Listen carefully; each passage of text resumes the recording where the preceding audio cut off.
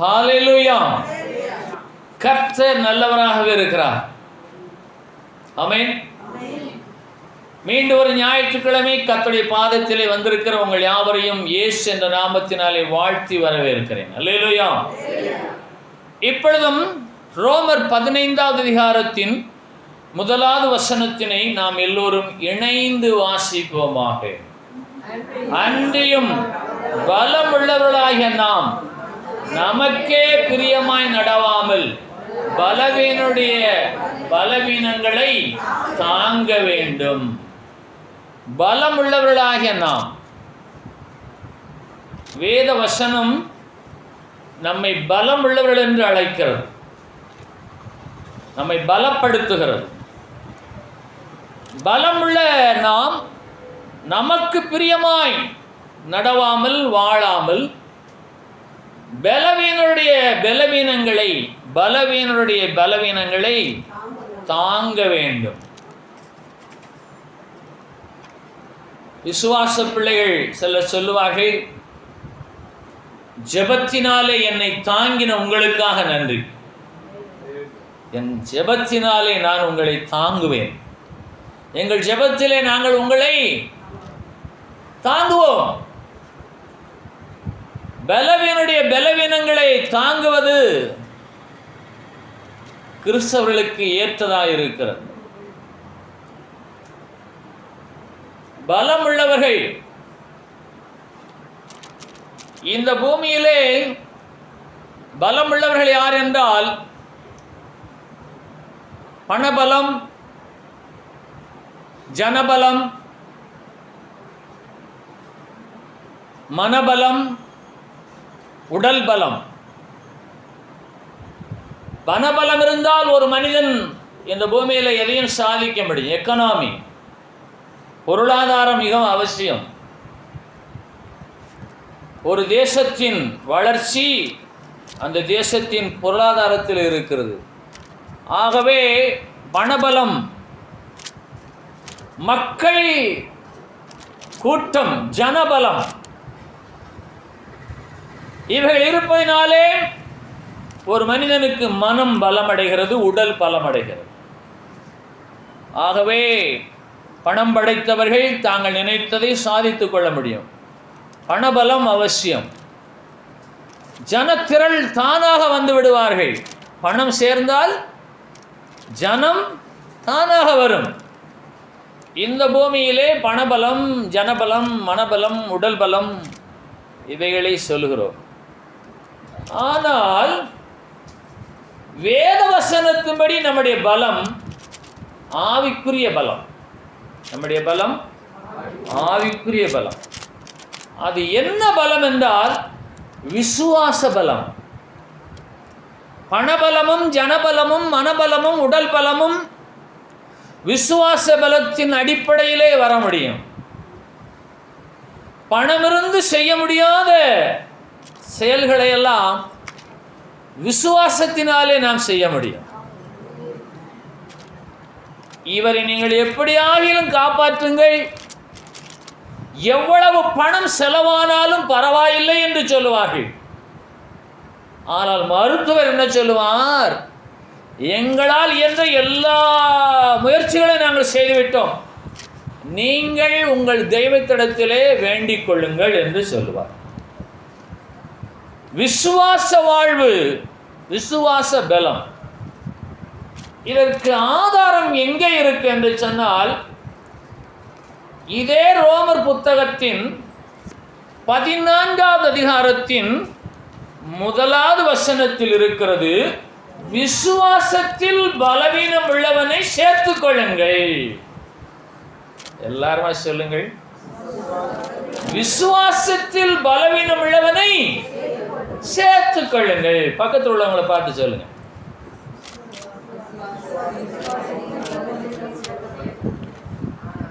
ஆகவே பலமுள்ளவர்களாகிய நாம் நமக்கே பிரியமாய் நடவாமல் பலவீனனுடைய பலவீனங்களை தாங்க வேண்டும். விசுவாசத்தில் பலவீனம் உள்ளவர்களை சேர்த்துக் கொள்ள வேண்டும். எவ்வளவு அற்புதமாக ஆவியான தெய்வம் நமக்கு வேதவசனத்தை படைத்திருக்கிறார், வழங்கி இருக்கிறார். ரோமர் 15வது அதிகாரத்தின் 1வது வசனம் பலவீனனுடைய பலவீனங்களை தாங்க வேண்டும். ரோமர் 14வது அதிகாரத்தின் 1 வசனம் விசுவாசத்தில் பலவீனம் உள்ளவர்களை சேர்த்து கொள்ள வேண்டும். ஆகவே பணபலத்தை விட, ஜனபலத்தை விட, மனபலத்தை விட, உடல் பலத்தை விட விசுவாச பலமே மேலானது. விசுவாசத்தில் பலவீனமா இருக்கக்கூடாது. விசுவாசத்தில் பலவீனம் உள்ளவர்களை சேர்த்து கொள்ளுங்கள். அவர்களுடைய மன ஐயங்களை, ஐயங்கள் என்றால் என்ன? சந்தேகங்களை நீங்கள் என்ன செய்யக்கூடாது? குற்றமாய் நிர்ணயிக்காமல் இருங்கள், நிர்ணயம் பண்ணாதிருங்கள். நம்முடைய வீட்டிலே வித்தியாசமான விசுவாசங்கள் எல்லாம் இருக்கிறது. அவர்களை நாம் குற்றப்படுத்தக்கூடாது. அவருடைய மன ஐயங்களை, சந்தேகங்களை குற்றமாய் நிர்ணயிக்காமல் இருக்க வேணும். மாறாக அவருடைய பலவீனங்கள் என்ன செய்ய வேணும்? தாங்க வேண்டும் ஜெபத்திலே. ஆகவே விசுவாச பலமே பெரியது. அல்லேலூயா. அந்த விசுவாசம் எப்படி நமக்கு வருகிறது? சங்கீதம் 28:8 வசனம், பழைய ஏற்பாட்டிலே 686 பக்கம். கர்த்தர் அவருடைய பலன்.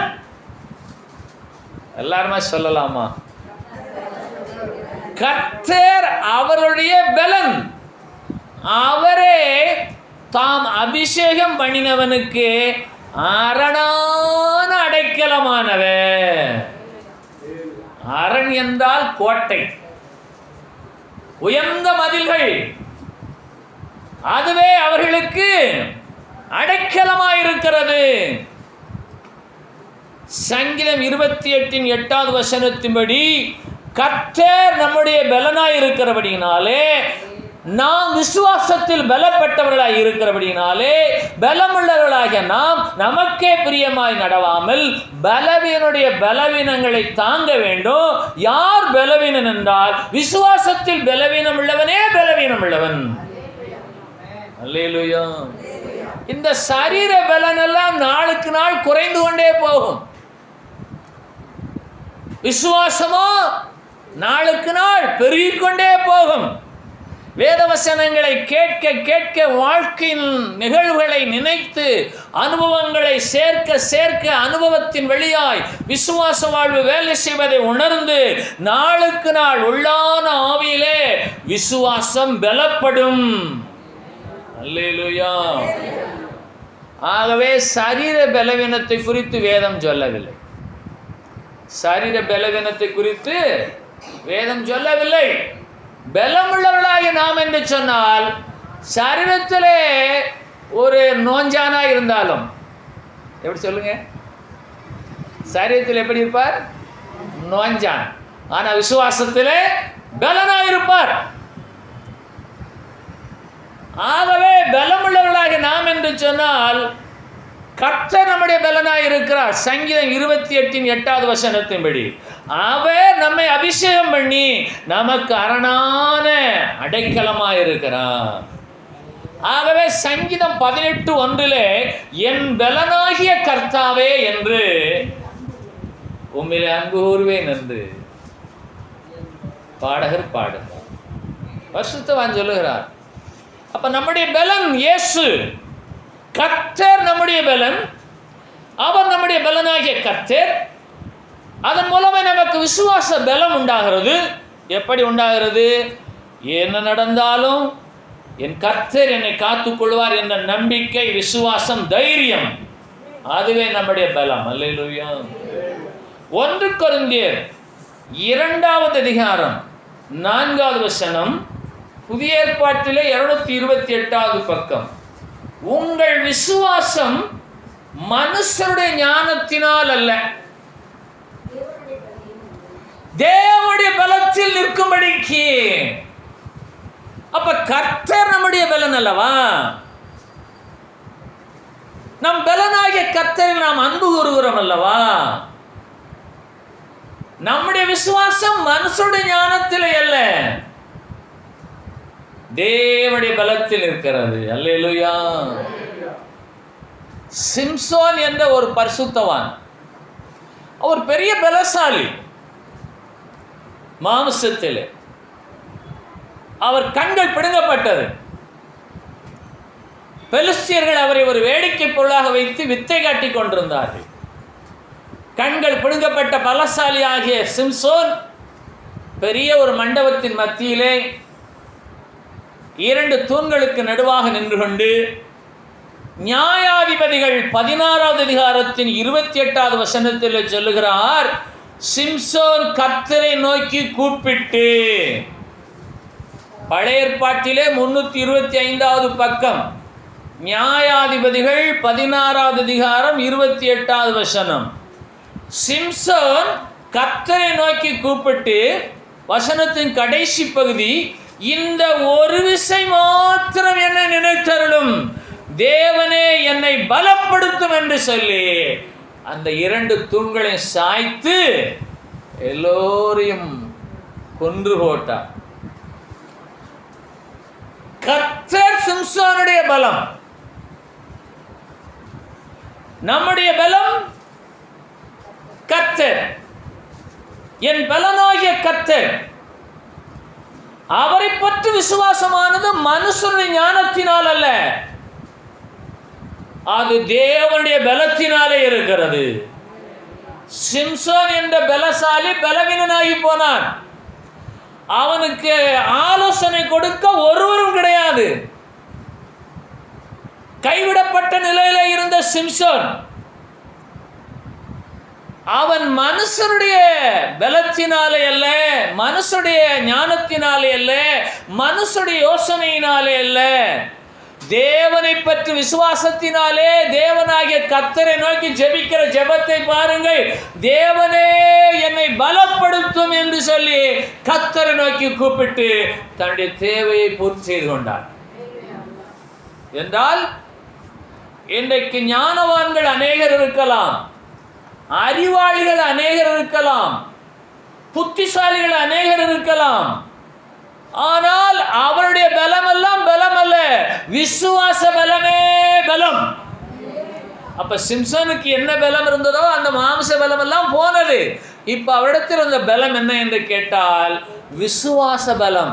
இந்த சூழ்நிலையிலும், இந்த கைவிடப்பட்ட சூழ்நிலையிலும் என் தேவனாகிய கர்த்தர் என் விண்ணப்பத்தை கேட்பார் என்ற விசுவாசமே அவரை பலப்படுத்தினது. ஆகவே விசுவாச பலமுள்ளவர்களாகிய நாம் நமக்கே பிரியமாய் நடவாமல் விசுவாசத்தில் பலவீனமுள்ளவர்களை தாங்கும்படிக்கும், அவருடைய மன ஐயங்களை குற்றமாய் நிர்ணயம் பண்ணாமல் இருக்கும்படிக்கும், நம்முடைய குடும்பத்தாரில் யாராவது அவிசுவாசிகளாக இருந்தால் அவர்களை நீங்கள் விசுவாசத்திலே பலத்திலே ஜெபத்திலே தாங்க வேண்டும். அதற்காகத்தான் தேவனாய் கர்த்தர் உங்களை விசுவாச பலத்தில் வைத்திருக்கிறார். அல்லேலூயா. ஆகையினாலே விசுவாசத்தில் பலமுள்ளவர்களாகிய நாம் நமக்கு பிரியமாய் நடக்கக்கூடாது, பலவீனர்களை தாங்க வேண்டும். விசுவாசத்தில் பலவீனமுள்ள பிள்ளைகளை குற்றப்படுத்தக்கூடாது, அவருடைய மன ஐயங்களை குற்றமாய் நிர்ணயிக்கக்கூடாது. ஆகவே நமக்கு வந்திருக்கிற பலன் எப்படி வந்தது என்று சொன்னால், நம்முடைய ஞானத்தினாலே, நம்முடைய அறிவினாலே, நம்முடைய புத்தியினாலே விசுவாசம் வரவில்லை. கர்த்தராகிய இயேசுவை பற்றும் நம்பிக்கையினாலே நமக்கு விசுவாசம் வந்திருக்கிறது. ஆகவே உங்கள் விசுவாசம், மீண்டுமாக 1 கொரிந்தியர் 2வது அதிகாரம் 4வது வசனம், புதிய ஏற்பாட்டில் 228வது பக்கம், உங்கள் விசுவாசம் மனுஷருடைய ஞானத்தினால் அல்ல. இப்போ விஞ்ஞானம், விஞ்ஞானம், அஞ்ஞானம், மெய்ஞானம், ஞானவான்கள் அநேகர் இருக்கிறார்கள். இவர்கள் மூலமாகவெல்லாம் நீங்கள் விசுவாசத்தை பெற்றுக்கொள்ள முடியாது. விசுவாசத்தை பெற்றுக்கொள்ள என் தேவனாகிய கர்த்தரால் மாத்திரமே எனக்கு உதவி செய்ய முடியும். ஆகவேதான் சிம்சோன் கர்த்தரை நோக்கி கூப்பிட்டார். அப்ப விசுவாசத்தில் பலவீனம் உள்ளவர்கள் யாராக இருந்தாலும் தேவனாகிய கர்த்தரை நோக்கி சிம்சோனை போல கூப்பிட வேணும். தேவனே, இந்த ஒரு விஷயம் மாத்திரம் என்னை பலப்படுத்தும், இந்த ஒரு விஷயம் மாத்திரம் என்னை நினைத்தருளும். அல்லேலூயா. விசுவாசத்தில் பலவீனம் உள்ளவர்கள் கர்த்தராகிய இயேசுவை நோக்கி, என்னை நினைத்தருளும் இயேசுவே, என்னை பலப்படுத்தி இயேசுவே, இந்த ஒரு விஷயம் மாத்திரம் என்னை பலப்படுத்தி இயேசுவே. அல்லேலூயா. ஆகவே உங்கள் விசுவாசம் உங்களுடைய படிப்பினாலே, உங்களுடைய அறிவினாலே, உங்களுடைய புத்தியினாலே, உங்களுடைய ஞானத்தினாலே உண்டாகிற ஆவிக்குரிய வரம் அல்ல. அது விசுவாசம் ஒரு வரம், தெரியுமா? விசுவாசம் ஒரு வரம். ஆகவே இயேசு என்ன சொல்லுகிறார்? உன்னுடைய விசுவாசத்தின்படி உனக்கு ஆகணும் என்று சொல்லுகிறார். உன்னை என்னால் சொஸ்தமாக்க முடியும் என்று சொல்லி நீ விசுவாசிக்கிறாயா? ஆமாண்டவரை விசுவாசிக்கிறேன் என்றால் உன் விசுவாசத்தின்படி அவனுக்காக கடவுது. அவரால் எல்லாவற்றையும் செய்ய முடியும். அவரால் கூடாத காரியம் என்று ஒன்றுமே இல்லை. அவர் சர்வ வல்லமை பொருந்திய தேவனுடைய குமாரனாயிருந்தாலும் அவருடைய வல்லமை நம்மளே வெளிப்படுவதற்கு நாமே காரணர்களாக இருக்கிறபடினாலே விசுவாசம். ஆகவே உங்களுடைய விசுவாசம் மனுஷர்கள் சொல்லக்கூடிய ஞானமான வார்த்தைகளினாலே வராது. நீ விசுவாசமாயிரு, நீ விசுவாசமாயிரு, நீ விசுவாசமாயிரு, நீ நம்பிக்கையாயிரு என்று எவ்வளவுதான் நீங்கள் சொன்னாலும் அது அந்த யோசனையினாலே வராது, தேவனுடைய பலத்திலே வரும். ஒரு அல்லேலூயா சொல்லாமா? இந்த தேவனுடைய பலம் எங்கே இருக்கு என்று சொல்லி 1 கொரிந்தியர் 1:18 சொல்லுகிறது. பக்கம் 227 புதிய ஏற்பாட்டிலே, சிலுவையை பற்றிய உபதேசம் கெட்டு போகிறவர்களுக்கு பைத்தியமாய் இருக்கிறது, ரட்சிக்கப்படுகிற நமக்கோ அது தேவ பலனாய் இருக்கிறது. அல்லேலூயா. அப்ப தேவ பலன் எங்கே இருக்கிறது? சிலுவையிலே இருக்கிறது. சிலுவை பற்றிய உபதேசம் கெட்டு போகிறவர்களுக்கெல்லாம் அது பைத்தியக்காரத்தனமாக தோன்றும். என்ன சிலுவையிலே தொங்கினார், சிலுவையிலே ஜீவனை விட்டார், சிலுவையிலே சாபத்தை சுமந்தார், சிலுவையிலே நம்முடைய ரோகங்களை, குற்றங்களை, குறைகளை, சாபங்களை எல்லாம் அவர் ஏற்று நமக்கு விடுதலை கொடுத்தார் என்று சொல்லுகிறார்களே, அது என்ன என்று கெட்டு போகிறவர்களுக்கு அது பைத்தியமாய் தோன்றும். ஆனால் ரட்சிக்கப்படுகிற நமக்கோ அது தேவ பலனாய் இருக்கிறது. ஆகவே உங்களுடைய விசுவாசம் மனுஷனுடைய ஞானத்தினாலே அல்ல, தேவனுடைய பலத்தினாலே நிலை நிற்கும்படிக்கு அந்த தேவ பலன் இருக்கும் இடம் எங்கே என்றால் சிலுவையை பற்றிய உபதேசம். அல்லேலூயா. சிலுவை பற்றிய உபதேசங்களில் அநேக வியாக்கியானங்கள் உண்டு.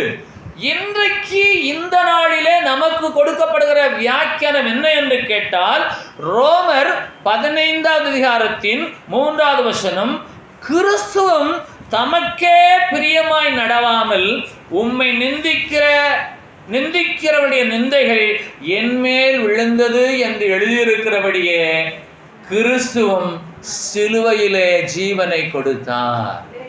அல்லேலூயா. பலமுள்ளவர்களாகிய நாம் நமக்கே பிரியமாய் நடவாமல்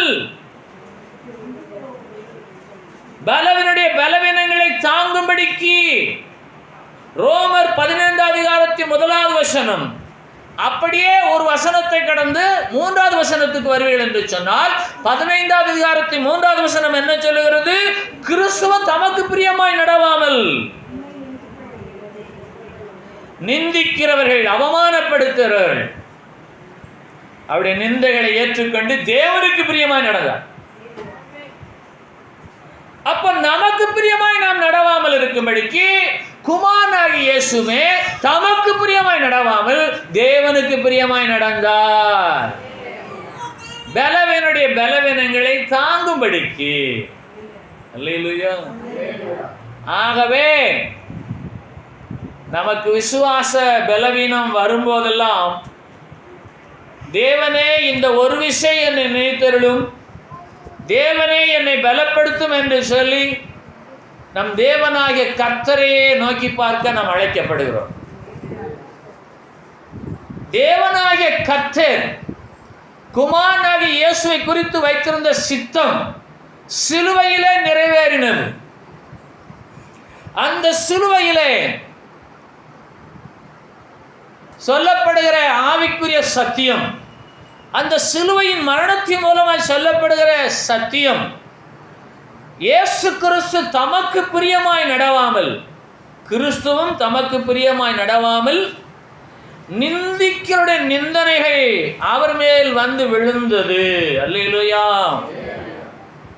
அவர் என்ன சொன்னார்கள்? நீர் தேவனுடைய குமாரனை ஆனால் நீர் இறங்கி வாரும் என்று சொன்னார்கள். அது ஒரு நிந்தனை. சிலுவையிலே இயேசு ஜீவனை கொடுப்பதற்கு முன்னதாக சிலுவை பாடுகள் என்றால் என்ன என்பதை அறிந்தவராய் அவர் தமக்கு பிரியமாய் ஜெபிக்கிறார். பிதாவே, இந்த பாத்திரம் நீங்க கூடுமானால் என்னை விட்டு நீங்க செய்யும் என்று சொல்லி.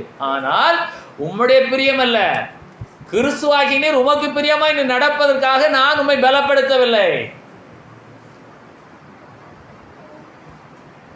அவர் ஜெபிக்கிறார், பதிலே இல்லை. 3 விஷயம் ஜெபிக்கிறார். 3வது தடவையாக ஒரு தேவ தூதன் தோன்றி அவரை பலப்படுத்தினார். தேவ திட்டம் அவரில் நிறைவேறினது. அல்லேலூயா. ஆகவே பலமுள்ளவர்களாகிய நாம் நமக்கு பிரியமாய் நடவாமல் பலவீனருடைய பலவீனங்களை தாங்கும்படிக்கு, விசுவாசத்தில் பலவீனர்களை சேர்த்து கொள்ளும்படிக்கு, அவருடைய மன ஐயங்களை குற்றமாய் நிர்ணயிக்காமல் நமக்கே பிரியமாய் நாம் நடவாதபடிக்கு கிறிஸ்துவை நமக்கு முன்மாதிரியாக இயேசு சிலுவையிலே வைத்தார். இயேசுவை சிலுவையிலே பிதாவாகிய தேவன் வைத்தார். அப்போ இந்த சிலுவை பாடுகள் இல்லாமல் எனக்கு ஒரு மாற்று வழியை நீர் கொடுக்க கூடாதா? பிதாவே, இந்த பாத்திரம், இந்த நிலவரம், இந்த சம்பவம் என்னிலே இருந்து அகல நீர் ஒரு திட்டம் கொடுக்க கூடாதா? பதிலே இல்லை. ஏனென்று கேட்டால், நீர் உமக்கு பிரியமாய் நடக்கும்படிக்கு நான் உம்மை தெரிந்து கொள்ளவில்லை. நீர் பலவீனுடைய பலவீனங்களை தாங்கும்படிக்கு எனக்கு பிரியமாய் நடக்க நீர் அழைக்கப்பட்டிருக்கு.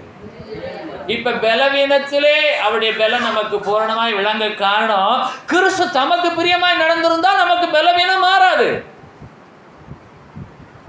அவர் தமக்கு பிரியமாய் நடக்கவில்லை. கிறிஸ்துவும் தமக்கே பிரியமாய் நடவாமல் பிதாவாகிய தேவனுக்கு பிரியமாய் அவர் நடந்தார். அப்ப இயேசு ஒரு இடத்துல சொல்லுகிறார், நான் எப்போது என் பிதாவுக்கு பிரியமானவர்களே செய்கிறபடியினாலே நான் தனியே இருக்கவில்லை, என்னோடு கூட எப்போது என் பிதா இருக்கிறார். இப்ப பலமுள்ளவர்களாகிய நாம் நமக்கே பிரியமாய் வாழ்ந்து கொண்டிருப்பது எதற்காக? அதனால என்ன ஆசீர்வாதம்?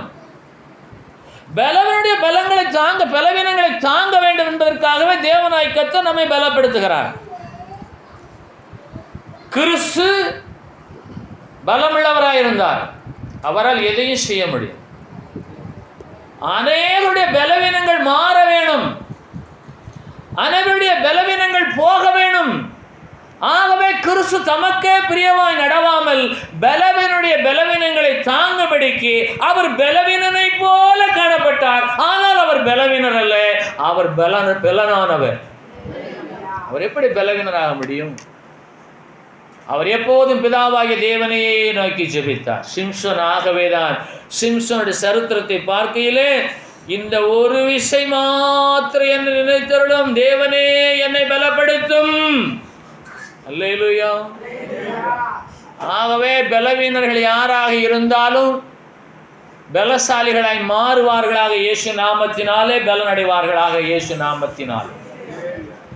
ஆகவே யோவான் 3:15 புதிய ஏற்பாட்டில் 127 பக்கம், தன்னை விசுவாசிக்கிறவன் எவனோ அவன் கெட்டு போகாமல் நித்திய ஜீவனை அடையும்படிக்கு உயர்த்தப்பட வேண்டும். உங்களுடைய விசுவாசம் மனுஷனுடைய ஞானத்தினால் அல்ல, தேவனுடைய பலத்திலே நிற்கும்படிக்கு.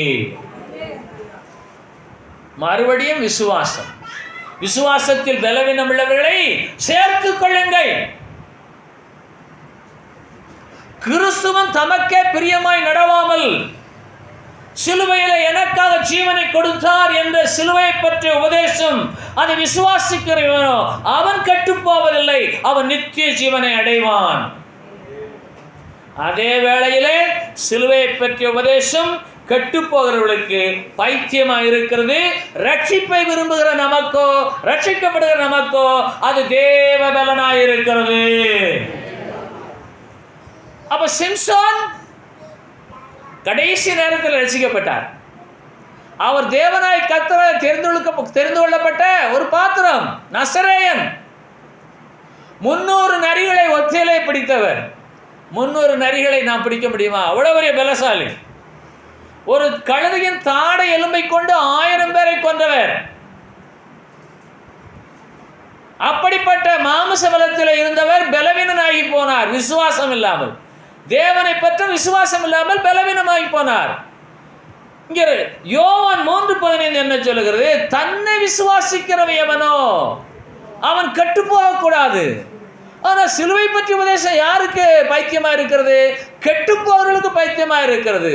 என்ன இந்த கிறிஸ்தவர்கள் எப்போது பார்த்தாலும் சிலுவையில் எனக்காக தொங்கினார், சிலுவையில் எனக்காக ஜீவனை கொடுத்தார், சிலுவையில் என் சாபங்களை ஏற்றுக்கொண்டார், சிலுவையில் மரணத்தை ஜெயித்தார், சிலுவையினாலே நான் ஆசிரிக்கப்படுவேன் என்று சொல்லி சிலுவையவே சொல்லுகிறார்களே. என்ன என்று கேட்டால் அது கெட்டு போகிறவர்களுக்கு விளங்காது. ரட்சிப்பை விரும்புகிறவர்களுக்கு அதுவே தேவபலனாய் இருக்கிறது. மனுஷருடைய ஞானத்தினால் அல்ல, இது மனித ஞானத்திற்கு அப்பாற்பட்ட ஒரு தெய்வீக பலன். அல்லேலூயா. உங்களுடைய விசுவாசம் மனுஷனுடைய ஞானத்தினால் அல்ல, தேவனுடைய பலத்தில் இருக்கிறது. அந்த தேவ பலம் எங்க இருக்கிறது? சிலுவையை பற்றிய உபதேசத்தில் இருக்கிறது.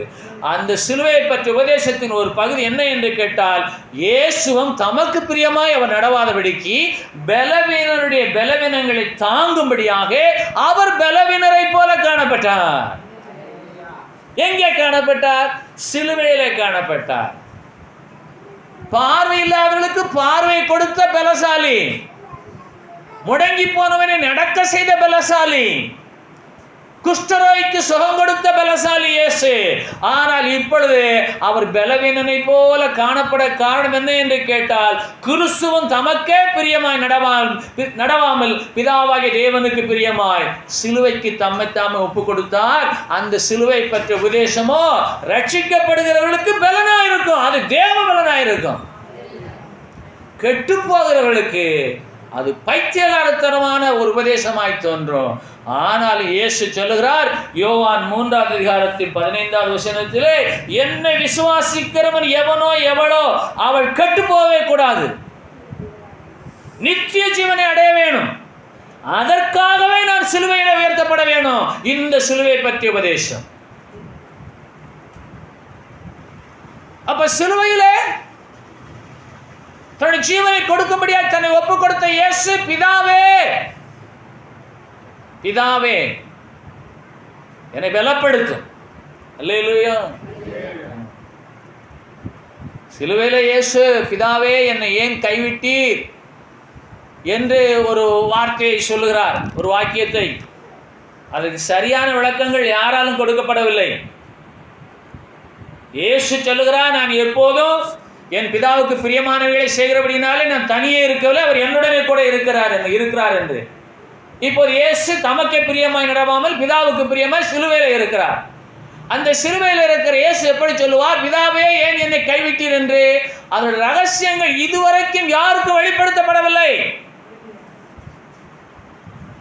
தமக்கே பிரியமாய் நடவாமல் பிதாவுக்கு பிரியமாய் உலக ஜனங்களின் பலவீனங்களை தாங்கும்படிக்கு இவர் பிதாவுக்கு பிரியமாய் சிலுவையில ஜீவனை கொடுத்தார், அதற்காக உயர்த்தப்பட்டார்.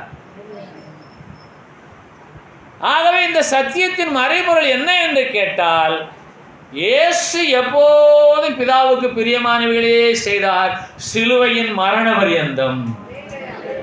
ஆகவேதான் கிறிஸ்துவும் தமக்கே பிரியமாய் நடவாமல் நிந்தித்தருடைய நிந்தனைகளை ஏற்றுக்கொண்டார். அந்த நிந்தனைகள் எல்லாம் அவர் மேல் விழுந்தது என்று சங்கீதம் 69:9 எழுதப்பட்டிருக்கு.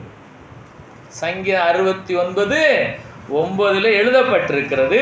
அந்த வாக்கியத்தை பரிசுத்த பவுல் ரோமாபுரியார் சபைக்கு ரோமர் 15:3 எழுதுகிறார்.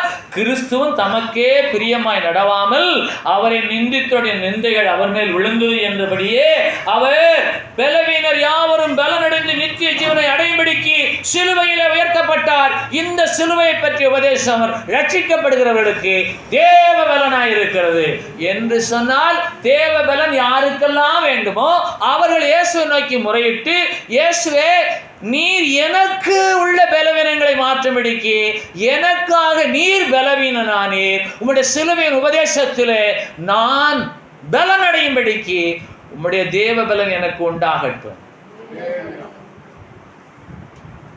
நீங்கள் விளங்கிக் கொள்ளும்படியாக மிகவும் எளிமையாக சொல்லுகிறேன். எப்பொழுதெல்லாம் பலவீனம் வருகிறதோ அப்பொழுதெல்லாம் பலனடையும்படிக்கு, இயேசுவே நான் நித்திய ஜீவனை அடையும்படிக்கு எனக்காக நீர் உயர்த்தப்பட்டீர் சொல்லுவீங்களா? இதுதான் சிலுவை பற்றிய உபதேசம். சிலுவையிலே சாபத்தை சுமந்தார், நம்முடைய அக்கிரமங்களை சுமந்தார், நம்முடைய பாடுகளை ஏற்றுக்கொண்டார். அநேக வியாக்கியானங்கள் சிலுவை பற்றிய வியாக்கியானங்கள் இருக்கிறது. இந்த நாளுக்குரிய இந்த வியாக்கியானத்தின்படி இயேசு கிறிஸ்து சிலுவையில் உயர்த்தப்பட்டது எதற்கு என்று சொன்னால், தமக்கே பிரியமாய் நடவாமல், பலமுள்ளவராகிய அவர் தமக்கே பிரியமாய் நடவாமல் பலவீனராகிய நம்முடைய பலவீனங்களை தாங்கும்படிக்கு அவர் பிதாவாகிய தேவனுக்கு பிரியமாய் அவர் நடந்த இடம் சிலுவையிலே உயர்த்தப்பட்டார். அல்லேலூயா. அப்ப அவர் சிலுவையில் உயர்த்தப்பட்டிருக்கும் பொழுது நமக்கு பலவீனமே கிடையாது. அதை விசுவாசிக்கிறவன் எவனோ, இயேசு என்னை பலப்படுத்தும்படிக்கு, என் பலவீனங்களை போக்கும்படிக்கு எனக்காக சிலுவையில் வைக்கப்பட்டார் என்பதை விசுவாசிக்கிறவன் எவனோ அவன் கட்டு போகாமல் நித்திய ஜீவனை அடையும்படிக்கு. இந்த வசனங்களை எல்லாம் நீங்கள் எழுதி உங்களுடைய வேத வாசிப்பு நேரத்தில் தியானியுங்கள். தேவபலன் எங்கே இருக்கிறது? அது என்ன கிரயம் கொடுத்து வாங்க முடியும்? அது யார் வழியாக வர முடியும்? யார் அந்த பலத்தை எனக்கு காட்ட முடியும் என்று சொன்னால், சிலுவையை பற்றிய உபதேசத்தில் தான் தேவபலன் அடங்கி இருக்கிறது. அப்ப சிலுவை பற்றிய உபதேசம் என்ன? அவர் தமக்கே பிரியமாய் நடவாமல் பிதாவாகி தேவனுக்கு பிரியமாய் நடந்தார். அவர் தமக்கே பிரியமாய் நடவாமல் பலவீனுடைய பலவீனங்களை தாங்கும்படிக்கு சிலுவையில் உயர்த்தப்பட்டார். இதை விசுவாசிக்கிறவன் எவனோ அவன் கட்டு போகாமல் நித்திய ஜீவனை அடையும்படிக்கு அவர் சிலுவையில் உயர்த்தப்பட்டார். அவர் சிலுவையில் தொங்கினார். அந்த சிலுவை பற்றிய உபதேசமே நமக்கு தேவபலன். இது ஒரு பெரிய சைக்கிளிங். இவர் என் நேசகுமாரன், இவரில் நான் பிரியமாயிருக்கிறேன். காரணம் என்ன தெரியுமா? சிலுவையின் மரண பரியந்தம் இயேசு கிறிஸ்து தமக்கே பிரியமாய் நடவாமல் பலவீனுடைய பலவீனங்களை தாங்கும்படிக்கு அவர் உயர்த்தப்பட்டார் சிலுவையிலே. ஆனபடியினாலே இயேசு அன்றும் பிரியமுள்ள குமாரன். அவர் சிலுவையில் ஜீவனை கொடுக்குவதும் பிதாவாகிய தேவனுக்கு பிரியமான குமாரன். இதனுடைய விளக்கம் என்ன என்று கேட்டால், நாம் இயேசு கிறிஸ்துவை ஏற்றுக்கொண்ட வரையிலும் மரணம் சந்திக்கும் வரையிலும், இயேசு கிறிஸ்துவை ஏற்றுக்கொண்ட நாள் முதல் மரண சந்திக்கும் வரையிலும், மரணத்துக்குள் பிரவேசிக்கும் வரையிலும் பிதாவாகிய தேவனுக்கு பிரியமாய் நாம் நடக்க வேணும். நான் எனக்கே பிரியமாய் நடவாமல் பலவீனனுடைய பலவீனங்களை தாங்குகிறவராய் காணப்பட வேணும். அது எப்படி தாங்க வேணும்? ஜெபத்திலே தாங்க வேணும். அப்ப இன்றைக்கு பலவீனர்களை குற்றப்படுத்துவது அதிக பேர். ஆனால் வேதம் என்ன சொல்லுகிறது? பலமுள்ளவர்களாகிய நீங்கள் உங்களுக்கே பிரியமாய் நடவாமல் பலனுடைய பலவீனங்களை தாங்குங்கள். விசுவாசத்தில் பலமுள்ளவர்களை நீங்கள் குற்றப்படுத்தாதிருங்கள், சேர்த்துக் கொள்ளுங்கள். அவருடைய மன ஐயங்களை குற்றமாய் நிர்ணயம் பண்ணாதிருங்கள். இயேசு கிறிஸ்துடைய பார்வையிலே இன்றைக்கு கூட நாம் பலவீனர்கள் தான். சில நேரங்களில் விசுவாச பலவீனம் வந்தது, சில நேரங்களில் நம்பிக்கை இழந்து போகிறோம். பண பலவீனம் வந்து வருகிறது, மன பலவீனம் வந்து வருகிறது, உடல் பலவீனம் வந்து வருகிறது, ஜனங்களால் புறக்கணிக்கப்படுகிறோம். ஆகவே தமிழின்படி, தமிழ் இலக்கியத்தின்படி பணபலம் ஒரு உயர்ந்த பலம், ஜனபலம் அது தேவையானது, மனபலம் இவை இரண்டு இருந்தால் தானாக வரும். உடல் பலம் ஆட்டோமேட்டிக்காக குறையும், வளரும், தேயும். ஆனால் இந்த 4 பலத்தையும் தனக்குள்ளாக கொண்டது விசுவாசமாகிய பலம். அந்த விசுவாசத்தில் பலவீனமுள்ளவர்களை தாங்கும்படிக்கு விசுவாசத்தில் பலமுள்ளவர்களாகி நீங்கள் உங்களுக்கு பிரியமாய் நடவாமல், உங்களை அழைத்து இயேசு எப்படி தமக்கு பிரியமாய் நடவாமல் பிதாவாகிய தேவனுக்கு பிரியமாய் நடத்தப்பட்டாரோ, அதற்கு ஒப்பு கொடுத்தாரோ, அப்படியாக சிலுவையிலே தம்மைத்தாமே ஒப்பு கொடுத்து ஜீவனை ஈர்ந்து நம்முடைய பலவீனங்களை போக்கும்படிக்கு பலவீனரை போல காணப்பட்டாரோ, நாமும் என்ன செய்ய வேணும்? எவ்வளவு உபாதைகள் பாடுகள் வந்தாலும் பிதாவாகிய தேவனுக்கு பிரியமாய் நடக்கவே அழைக்கப்பட்டது. நடக்கலாமா? இது மாம்சத்தினாலே ஆகாது. இந்த விசுவாசம் மனுடைய ஞானத்தினால் உண்டாகாது, தேவ பலத்தினாலே தான் உண்டாகும். அப்ப தேவ பலன் எங்க இருக்கிறது? சிலுவை பற்றி உபதேசத்தில் இருக்கிறது. அது ரட்சிக்கப்படுகிறவர்களுக்கு தேவ பலனாக இருக்கிறது, கெட்டுப்போவர்களுக்கு பைத்தியமாக இருக்கிறது. 1 கொரிந்தியர் 1:18, எபிரேயர் 10வது அதிகாரம் 39வது வசனம், புதிய ஏற்பாட்டிலே 307வது பக்கம். நாமோ கெட்டுப்போக பின்வாங்குகிறவர்களாயிராமல் ஆத்மா ஈடேற விசுவாசிக்கிறவர்களாய் இருக்கிறோம். மறுபடியும் விசுவாசம். ஆத்மா ஈடேற வேண்டுமானால் நாம் என்ன செய்ய வேணும்? விசுவாசத்தில் பலமுள்ளவர்களாய் மாற வேணும். என்ன ஈடேற வேணும்? ஆத்மா ஈடேற வேணும். இந்த ஆத்மா ஈடேறுதல் என்றால் முக்தி அடைய வேணும், ஆத்மா சாந்தி அடைய வேணும், அது சிவலோக பதவி அடைய வேணும் என்றெல்லாம் சொல்லப்படுகிறது. ஆத்மா ஈடேறல் என்றால் என்ன? இந்த ஆத்மா என்ன செய்ய வேணும்? பரலோகம் போக வேணும், மோட்சகதி அடைய வேணும், அது முக்தி அடைய வேணும், அது சொர்க்கத்திலே காணப்பட வேணும். ஆத்மா ஈடேற விசுவாசிக்கிறவர்களா இருக்கிறோம். எதை விசுவாசிக்கிறோம்? சிலுவை பற்றிய உபதேசத்தை விசுவாசிக்கிறோம். சிலுவை பற்றிய உபதேசம் கெட்டுப்போர்களுக்கு பைத்தியமாக இருக்கிறது. நாமோ கெட்டுப்போக பின்வாங்குகிறவர்களா இராமல் ஆத்மா ஈடேற விசுவாசிக்கிறவர்களா இருக்கிறோம். அல்லேலூயா.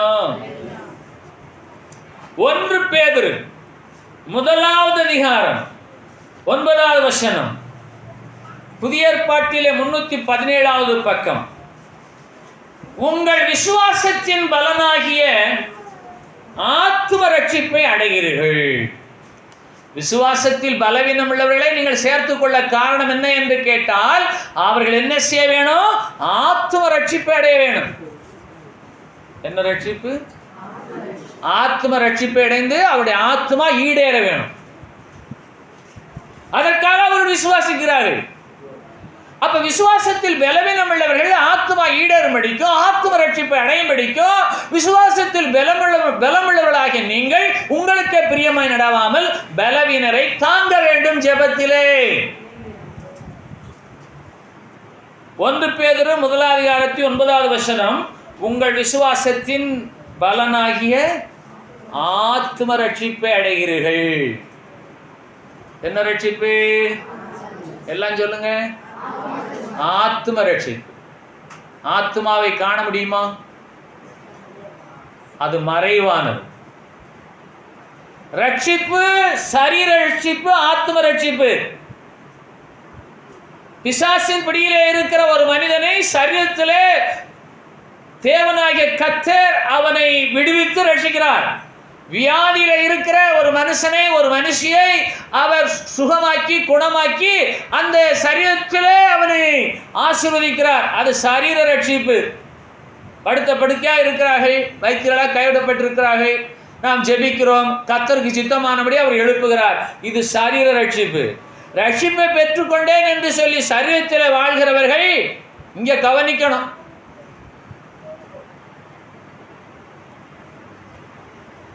ஆத்மா எந்த நிலையில் இருக்கிறது? சரீர ரட்சிப்பு எல்லாருக்கும் உண்டாயிருக்கிறது. அது எக்ஸ்டர்னல் ப்ராசஸ். ஆத்ம ரட்சிப்பு, ஆத்ம ரட்சிப்பு எப்படி? அப்போ உங்க விசுவாசத்தின் பலம் என்ன என்றால் ஆத்ம ரட்சிப்பு. அந்த ஆத்மா ஈடேற நீங்கள் அவர் விசுவாசிக்க வேணும். சரீரத்திலே பலமுள்ளவள் அல்ல, விசுவாசத்திலே பலமுள்ளவர். நாம கெட்டுப்போக பின்வாங்குவர்களாயிராமல் ஆத்மா ஈடேற விசுவாசிக்கிறவர்களாய் இருக்கிறோம். உங்கள் விசுவாசத்தின் பலனாகிய ஆத்ம ரட்சிப்பை நீங்கள் அடைகிறீர்கள். ஆகவே விசுவாசத்தில் பலமுள்ளவர்களாகி நீங்கள் நிச்சயமாக ஆத்மாவில் ரட்சிப்பை பெற்றுக் கொள்வீர்கள். ஆனால் பலவீனங்களுடைய பலவீனங்களை நீங்கள் தாங்க வேண்டும். காரணம் என்ன என்று கேட்டால், அவர்களும் ஆத்மா ஈடேற விசுவாசிக்கிறவர்களாய் மாறி அவள் ஆத்ம ரட்சிப்பை அடைய வேணும். அல்லேலூயா. இப்போ இந்த புறம்பாக காணப்படுகிற மனிதன் அழிந்து போகிறவன், அவனுக்குள்ளாக வாசம் பண்ணுகிறவன் நித்தியமானவன்.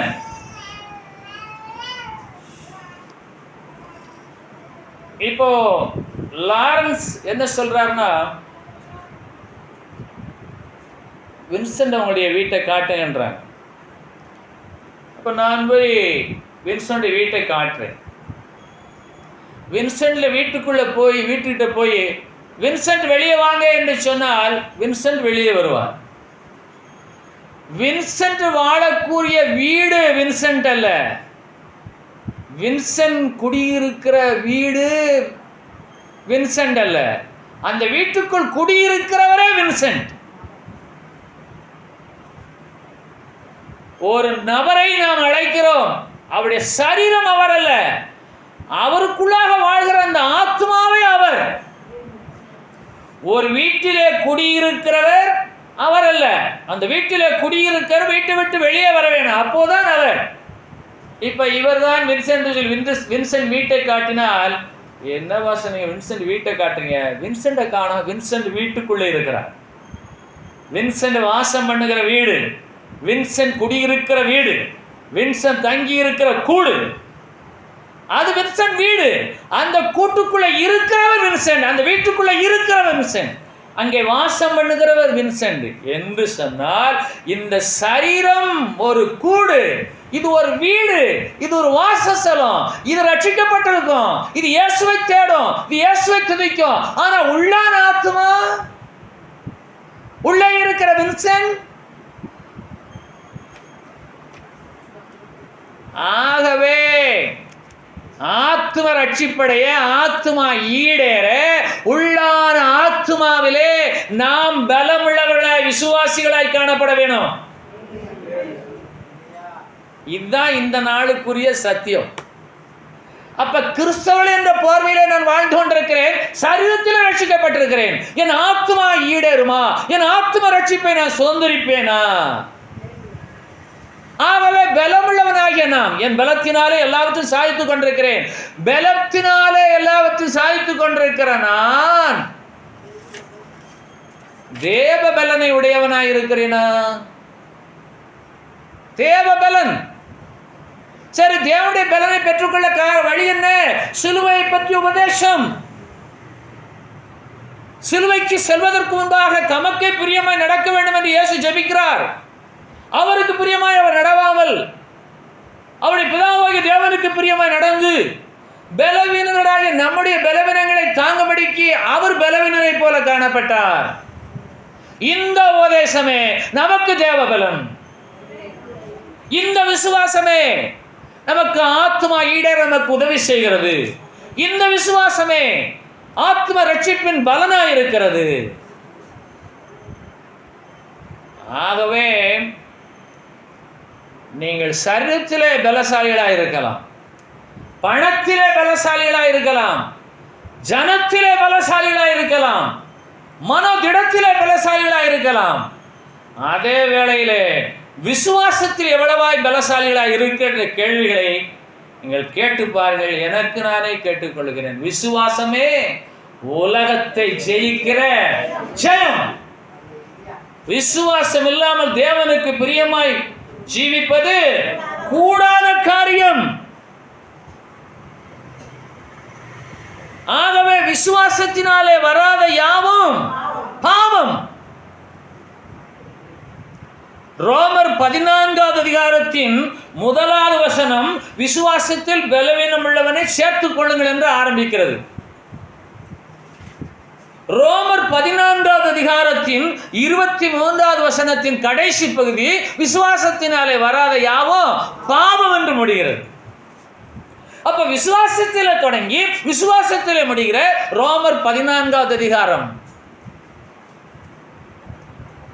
நாமோ கெட்டு போக பின்வாங்குவர்களாகிறாமல் ஆத்மா ஈடேற விசுவாசிக்கிறோம்.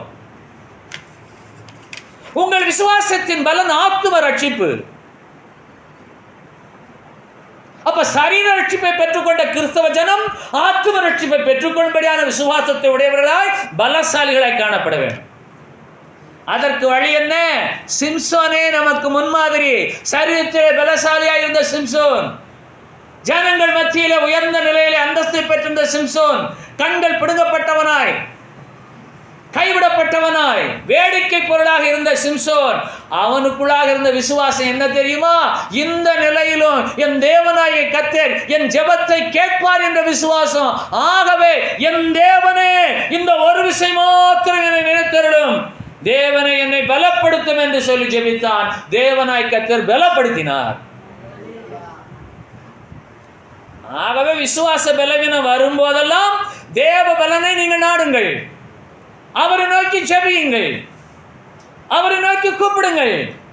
உங்களுடைய குடும்பத்தில் இருக்கிற விசுவாசத்தில் பலவீன பிள்ளைகளுக்காக நீங்கள் தேவனாய் கர்த்தரிடத்தில் ஜெபியுங்கள். காரணம் என்ன என்று கேட்டால், கெட்டு போகக்கூடாது, அவர்கள் பின்வாங்கி போகக்கூடாது, அவர்கள் நித்திய ஜீவனை அடைய வேணும், அவருடைய ஆத்மா ஈடேற வேணும், அவருடைய ஆத்மா ரட்சிப்படைய வேணும், அந்த ஆத்மா நித்திய ஜீவனை அடைய வேணும். காரணம் யார்? பலமுள்ளவர்களாகிய நீங்கள் உங்களுக்கே பிரியமாய் நடவாமல் பலவீனரை தாங்கும்படிக்கு தேவனாகிய கர்த்தர் உங்களுக்கு பலனை கொடுக்கிறார். அவரை பற்றி விசுவாசத்தை, விசுவாசம். ரோமர் 14வது அதிகாரத்தின் 1 வசனம் விசுவாசத்தில் பலவீனம் உள்ளவர்களை தாங்குங்கள். ரோமர் 14வது அதிகாரத்தின் 23வது வசனம் விசுவாசம், விசுவாசத்திலே வராது, விசுவாசத்தினால் வராத யாவும் பாவமே. அப்ப பாவியான ஒரு மனுஷன் எப்படி ஆத்ம ரட்சிப்பு அடைய முடியும்?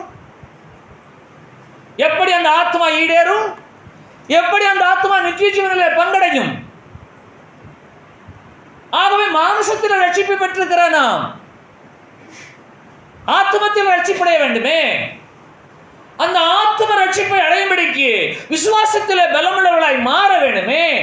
விசுவாசத்தில் பலமுள்ளவர்களாய் மாறி இருக்கிற நாம் நமக்கே பிரியமாய் நடவாமல் பலவீனருடைய பலத்தை தாங்க வேண்டுமே. அவர்களும் கட்டுப்போகாமல் நித்திய ஜீவனை அடையும்படிக்கு அவர்களை ஜெபத்திலே தாங்குவீர்களாக. உங்களுக்கு இருக்கிற விசுவாசம் உங்க வீட்டில் உள்ளவங்களுக்கு இருக்காது, இருக்க வாய்ப்பு இல்லாமல் போக அநேக வாய்ப்புண்டு. குடும்பத்தின் தலைமை பொறுப்பில் இருக்கிறவர்கள் குடும்பத்தில் உள்ள பலவீனமானவர்களுக்காக நீங்கள் ஜெபத்தில் அவர்களை தாங்க வேண்டும், அவருடைய ஆத்மா ஈடேற வேண்டும், அவருடைய ஆத்மா ரட்சிப்பை பெற்றுக்கொள்ள வேண்டும், அவர் நித்திய ஜீவனிலே பங்கடைய வேண்டும். அதற்காகவே தேவனாய் கர்த்தர் உங்களை பலப்படுத்தி இருக்கிறார். இப்பொழுதே நீங்கள் மாம்சத்திலே பலவீனர்களாய் இருந்தாலும் விசுவாசத்திலே பலமுள்ளவர்களாய் மாறும்படிக்கு. சிம்சன் மாம்சத்தில் பலவீனனாகி போனார், கண்கள் பிடுங்கப்பட்டது.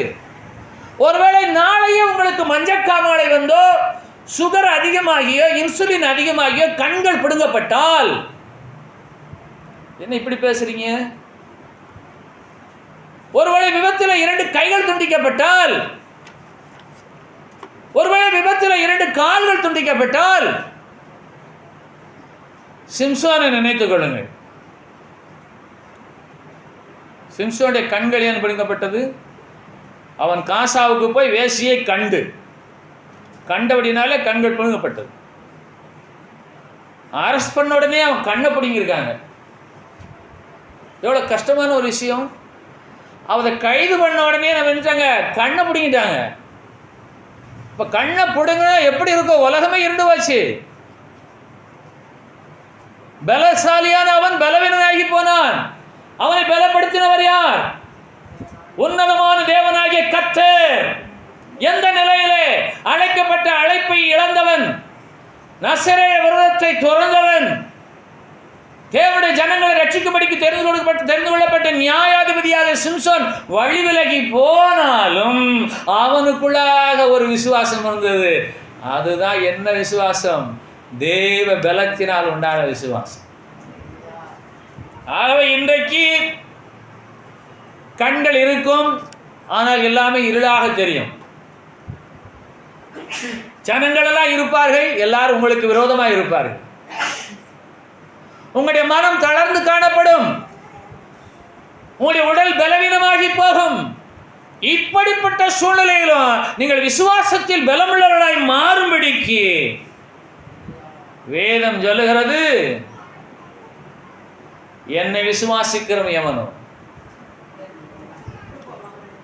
ஆமா, என்னை விசுவாசிக்கிறவன் எவனோ அவன் கெட்டு போகாமல் நித்திய ஜீவனை அடைய வேணும். ஆகவே புறம்பான சரீரத்தில் இருக்கக்கூடிய ரட்சிப்பு, இந்த ரட்சிப்பு நடவடிக்கை, அனுபவம், இதெல்லாம் கணக்கில் கொள்ள முடியாது. பைபிள் எடுத்துகிட்டு வருவாங்க, சர்ச்சில் கரெக்டாக இருப்பாங்க, காணிக்கெல்லாம் போடுவாங்க. ஆனால் ஆத்மாவில் இன்னும் என்ன செய்யல? ரட்சிக்கப்பட்டிருக்கணும். ஆத்ம ரட்சிப்பை அடைய வேணும். அப்ப விசுவாசத்தின் பலனாகிய ஆத்ம ரட்சிப்பு. 1 பேதுரு 1:9. விசுவாசத்தின் பலனாகிய ஆத்ம ரட்சிப்பு. இந்த சரீரமாகி வீட்டுக்குள்ளே வாசம் பண்ணக்கூடிய அந்த நபர் தான் உண்மையான நபர். இவர் வின்சென்ட், இவர் சரீரம் வின்சென்ட், ஆனா வின்சென்ட்டுக்குள்ளே இருக்கிற ஆத்மா தான் உண்மையான வின்சென்ட். அதனால கிறிஸ்தவன் என்ற பெயரிலே நடமாடுகிறவன் எல்லாருமே கிறிஸ்தவன் கிடையாது. கிறிஸ்தவன் என்ற பெயரில் நடமாடுகிற எல்லாருமே கிறிஸ்தவர்கள் கிடையாது. அவளுக்குள்ளாக வாழக்கூடிய ஆத்மா தான் கிறிஸ்து. கிறிஸ்தவன் கிறிஸ்துவன் உடையவர்கள். ஆகவே ஆத்ம ரட்சிப்பு அடைய வேணும், ஆத்மா ஈடேற வேணும். அது நித்திய ஜீவனுக்குரிய தகுதியை பெற்றுக்கொள்ள வேண்டுமானால் யோவான் 3வது அதிகாரம் 15வது வசனத்திலே இயேசு சொல்லுகிறார், என்னை விசுவாசிக்கிறவன் எவனோ அவன் கெட்டு போகாமல் நித்திய ஜீவனை அடையும்படிக்கு நான் என்ன செய்ய வேணும்? உயர்த்தப்பட வேணும். எல்லாரும் எழுதும்.